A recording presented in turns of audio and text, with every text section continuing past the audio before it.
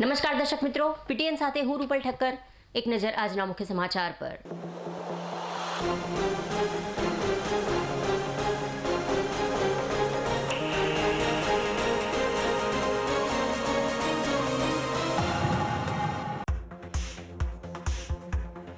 પાટણ શહેરના સોનીવાડા વિસ્તારમાં બની આગની ઘટના.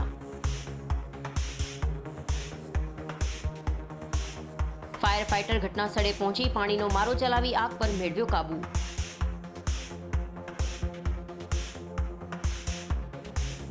આગ લાગવાથી વેપારીને 5 લાખથી વધુનું થયું નુકસાન.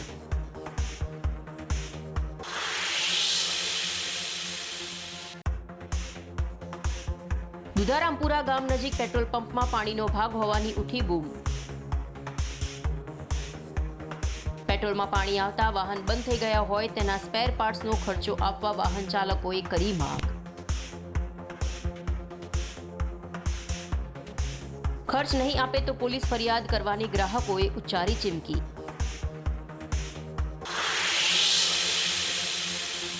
હવે સમાચાર વિગતવાર.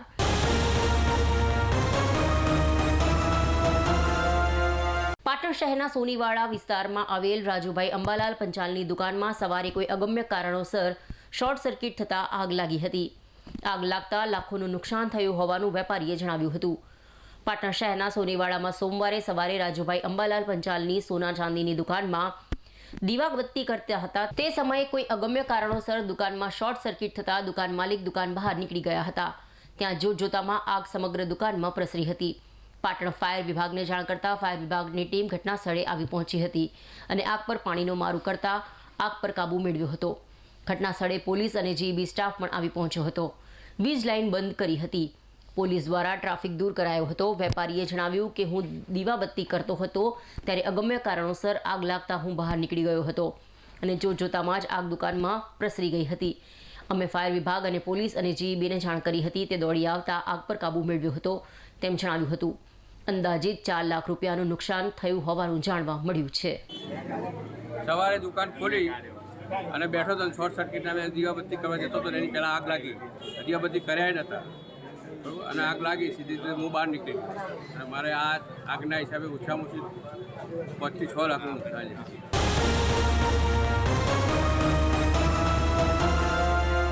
પવિત્ર ચૈત્રી માસ નિમિત્તે ભક્તિસભર માહોલમાં શક્તિની આરાધના સાથે સાથે માતાજીની રમેલના આયોજનો વિવિધ ધાર્મિક સ્થળોએ કરવામાં આવતા હોય છે.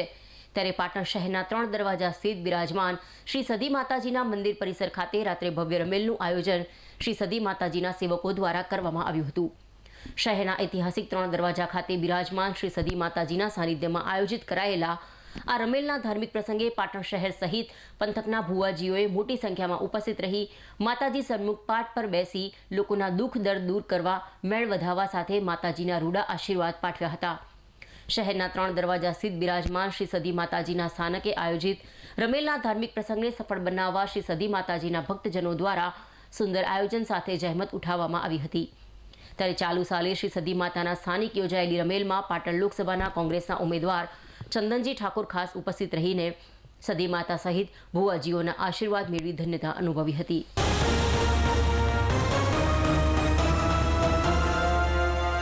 બાલીસણાના વતની હાલ પાટણ ખાતે નિવાસ કરી રહેલ શ્રી મૌલિકકુમાર ભીખાભાઈ પટેલ, જેઓ બાલ્યાવસ્થાથી રાષ્ટ્રીય સ્વયંસેવક સંઘના સંસ્કાર ધરાવે છે, જેમણે ડોક્ટર બન્યા બાદ ગુજરાતના પણ વિવિધ વનવાસી વિસ્તારોમાં 1800 કિલોમીટર જેટલી સાયકલ યાત્રા પૂર્ણ કરી ઉચ્ચ અભ્યાસ માટે કેનેડા પ્રસ્થાન કર્યું હતું. કેનેડાના પરમેનન્ટ વિઝા પ્રાપ્ત કરી મૌલિક પટેલે વિશ્વના 5 દેશોમાં સાહસિક રીતે સાયકલ યાત્રા પૂર્ણ કરી. મૌલિક પટેલ પોતાના વતન પરત ફરતા અમદાવાદ એરપોર્ટ પરથી પાટણ જતા વચ્ચે વતનમાં બાલીસણા ગ્રામજનો, થોભણભા પરિવાર તથા શિક્ષક મિત્રોએ ઉષ્માપૂર્ણ સ્વાગત કર્યું હતું.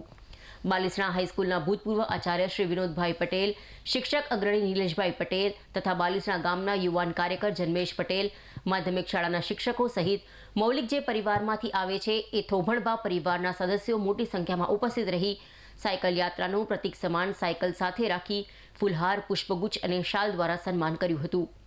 ત્યારબાદ યશ હેરિટેજ સોસાયટીના કોમન પ્લોટમાં રાષ્ટ્રીય શૈક્ષિક મહાસંઘ પાટણ જિલ્લાના હોદ્દેદારોએ મોટી સંખ્યામાં ઉપસ્થિત રહી મૌલિક પટેલનું સન્માન કર્યું હતું. જેમાં રાજ્યના હોદ્દેદારો રૂપેશભાઈ ભાટિયા, બાબુભાઈ દેસાઈ, હેમાંગિનીબેન પટેલ તથા જિલ્લાના હોદ્દેદારો સહિત તમામ તાલુકાના પદાધિકારીઓ ઉપસ્થિત રહ્યા હતા.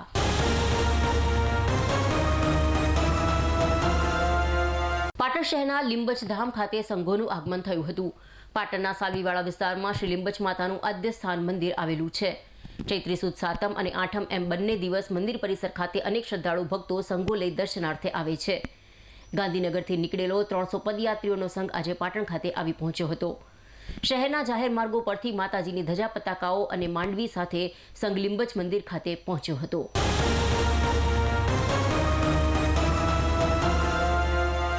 મતદાન એ જ મહાદાન. આ સૂત્રને સાર્થક કરવા માટે મતદાન કરવું જરૂરી છે. આગામી સમયમાં લોકસભા સામાન્ય ચૂંટણી 2024 આવી રહી છે, જેના ભાગરૂપે પાટણ જિલ્લામાં પૂરજોશમાં તૈયારીઓ ચાલી રહી છે. જિલ્લામાં કોઈપણ વ્યક્તિ મતદાનથી વંચિત ન રહી જાય તે માટે તમામ વર્ગના લોકોને મતદાન પ્રત્યે જાગૃત કરવામાં આવી રહ્યા છે.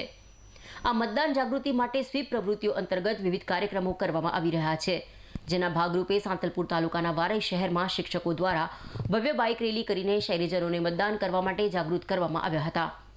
પાટણ જિલ્લાના સાંતલપુર તાલુકાના વારઈ શહેરમાં પ્રાથમિક, માધ્યમિક અને ઉચ્ચતર માધ્યમિક શાળાના શિક્ષકો દ્વારા આજરોજ ભવ્ય બાઇક રેલીનું આયોજન કરવામાં આવ્યું હતું. રેલીમાં શિક્ષકો દ્વારા મતદાનના નારા લગાવી જાગૃતિ માટેના બેનર્સ, પોસ્ટર્સ અને મતદાન જાગૃતિના ગીતો વગાડી તમામ પ્રજાજનોને મતદાન કરવા માટે જાગૃત કરવામાં આવ્યા હતા. આ સમગ્ર બાઇક રેલીમાં 150 જેટલા શિક્ષક મિત્રોએ ભાગ લીધો હતો.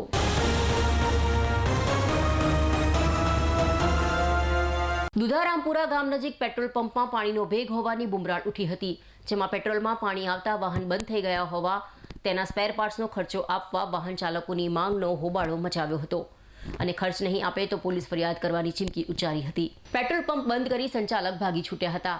પાટણ તાલુકાના દુધારામપુરા ગામે આવેલ નાયરા કંપનીનો પેટ્રોલ પંપ રવિવારે સવારે પેટ્રોલ ભરવા માટે આવેલા ગ્રાહકોના બાઇક પેટ્રોલ ભર્યા બાદ ચાલુ ન થતા હોય તેવી સમસ્યા સર્જાઈ હતી.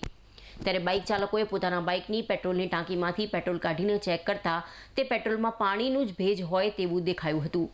આ મામલે 20થી વધુ વાહન ચાલક એકત્ર થઈ જઈ પેટ્રોલ પંપ પર સંચાલક સાથે દલીલ પર ઉતરતા તેઓએ પેટ્રોલ પંપના માલિક સાથે વાત કરવાનું કહ્યું હતું. પેટ્રોલ પંપના માલિક સુરત હોવાથી ગ્રાહકો અકળાયા હતા અને પેટ્રોલ પંપ બંધ કરવાની ફરજ પડી હતી. આ બાબતે દુધારામપુરા ગામના નારણભાઈ કાનજીભાઈ ચૌધરીએ જણાવ્યું કે હું બાઇક લઈને પેટ્રોલ પુરાવી બાઇક ચાલુ કરવા જતાં બાઇક ચાલુ થતું નથી.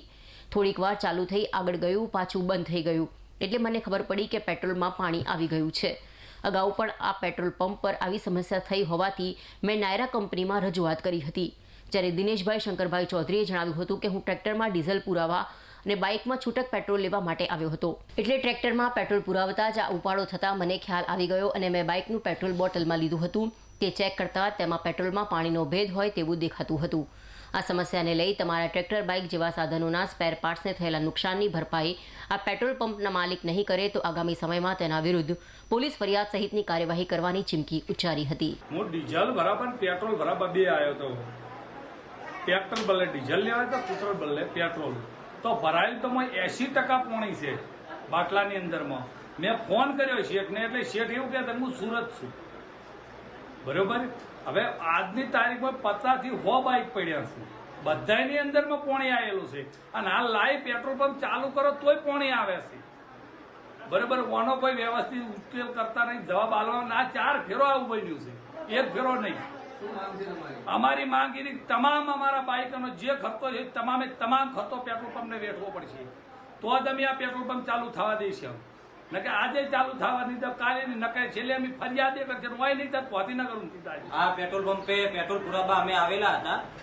80% પાણી આવે છે, 20% પેટ્રોલ આવે છે અને આવું પહેલી વાર થયેલું નહીં. 2-3 વાર અમે નાયરાની કંપનીમાં બી કમ્પ્લેન કરેલી છે, પણ તોય આનું કોઈ સોલ્યુશન આવતું નથી. બાઇકમાં કશું કાર્બેટર ને બધું બંધ થઈ ગયેલું છે. અમારે અમારો જે બાઇકનો હાથે ખર્ચો ને એ આપી દે, એ અમારી માંગ.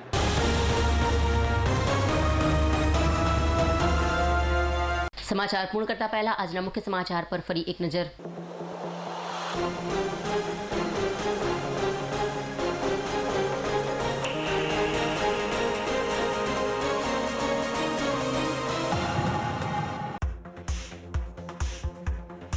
પાટણ શહેરના સોનીવાડા વિસ્તારમાં બની આગની ઘટના.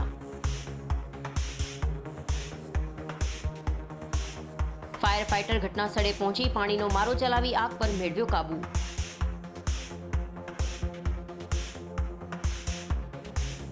આગ લાગવાથી વેપારીને 5 લાખથી વધુનું થયું નુકસાન.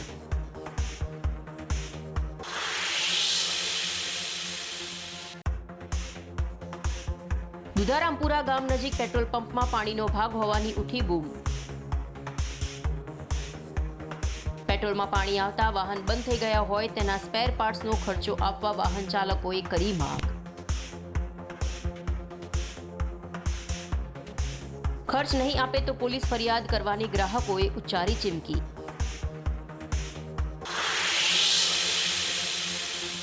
આ સાથે આજનું સમાચાર બુલેટિન અહીં સમાપ્ત કરીએ. રજા આપશો. નમસ્કાર.